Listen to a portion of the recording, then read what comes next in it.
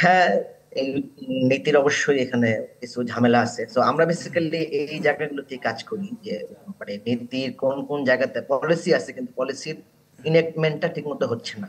যেমন আমাদের গত স্টাডিটা ছিল এরকম যে আমাদের এখানে ফেসবুকের এক ধরনের ফ্যাক্ট চেকিং ইনিশিয়েটিভ থাকলেও ইউটিউবের এই ধরনের কোনো উদ্যোগই নাই। জি। ফলে ইউটিউবের ইউজার আমাদের এখানে ফেসবুকের সাথে মোটামুটি কম্পিটিটিভ।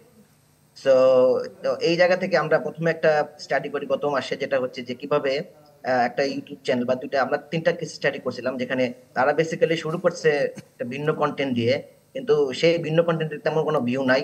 ফলে সে দেখলো যে মানুষের বরং ইউটিউবে উত্তেজনা বিক্রি করার ব্যবসাটা ভালো।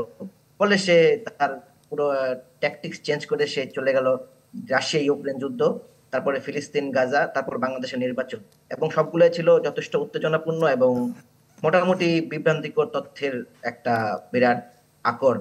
তো আমরা তখন দেখেছিলাম যে যখনই তারা এই উত্তেজনাপূর্ণ খবর দেওয়া শুরু করলো, তখন থেকে তাদের ভিউ এবং সাবস্ক্রাইবার বাড়তে শুরু করলো।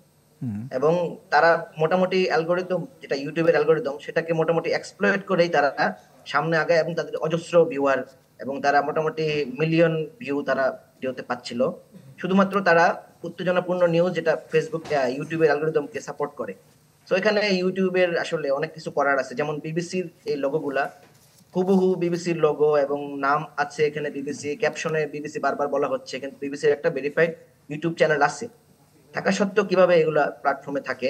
তো এটা আসলে আহ মানে ইউটিউবের আসলে এটা দেখার বিষয়।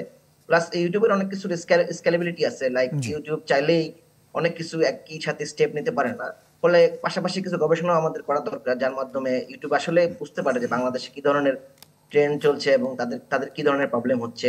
ফলে আশা করি ইউটিউব যদি মাল্টি স্টেক হোল্ডার্স লেভেলে এই ধরনের কাজ করে, তো আশা করি এই ধরনের প্রবলেম থেকে অতি দ্রুত সমাধান পাওয়া সম্ভব।